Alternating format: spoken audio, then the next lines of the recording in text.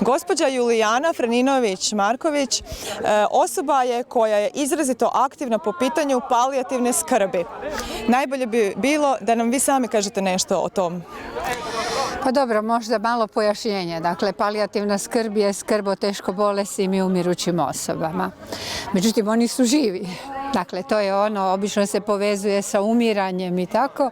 Dakle, radi se o životu do kraja. S obzirom da sam liječnik, neurolog, često sam se susretala sa smrću mojih bolesnika i to vrlo teško sam podnosila. Dakle. I jasno uvijek imamo i neka osobna iskustva koja nas dosta potresaju i gledamo jel možemo nešto bolje. I u tom traženju, dakle, da na neki bolji način pristupimo tim ljudima, da vidimo koje su njihove potrebe, koje ne moraju biti samo medicinske, nego su i psihičke, i socijalne, i duhovne. Dakle, cijela osoba trpi. Onda smo odlučile dvije moje kolegice, odnosno farmaceutice, jedna psihologica i ja, i zahvaljujući profesorici Jušić završili smo edukaciju i počeli smo tu avanturu palijativne skrbi 2005. godine u Istarskoj županiji, ne znajući kamo će nas odvesti. Avantura tu nije stala, s obzirom da znam da vam je u planu izraditi jednu dječju slikovnicu, odnosno priču i projekte koji su vezani baš za edukaciju djece o umirućim osobama. Koliko god ovo bila teška tema, moramo ih pripremiti za ono čime su okruženi. Palijativna skrb djece je posebno teška. Dakle, i ona je, vi imate udrugu Krijesnicu u Zagrebu koja to izvrsno radi. Naši kapaciteti doduše ovdje nisu tog tipa da bi mogli skrbiti o djeci koje trebaju palijativnu skrb, osim ako nam nije dostupan pedijatar. Mi nemamo pedijatra koji je posebno educiran za palijativnu skrb kao što imate u Klajićevoj, na primjer. Tako da je naša palijativna skrb dominantno za odrasle osobe iznad 18 godina, iznimno za djecu, ukoliko i onda jasno u suport pedijatra. Ali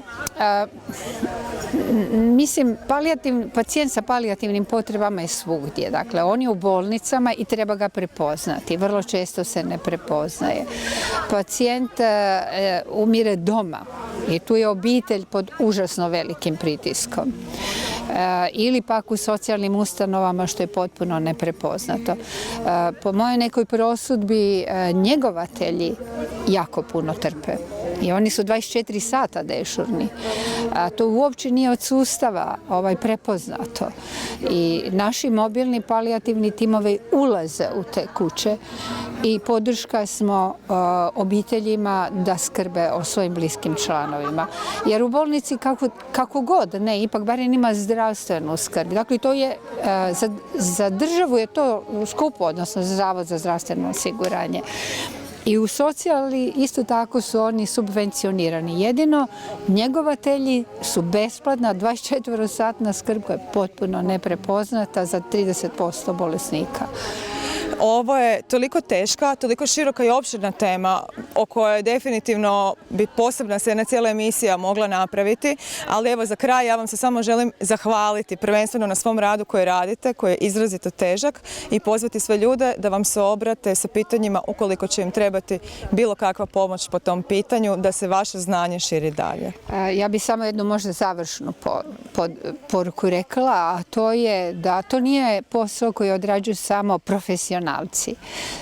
To je posao za sve nas, za cijelu zajednicu. Imamo prijatelje, imamo susjede, imamo roditelje. Dakle, idite prema njima, jer nas nema tko drugi naučiti kako se nositi sa tim izazovima, osim oni koji idu prije nas. Dakle, bez straha ulazimo u to, ako trebate podršku, tu smo. Hvala vam.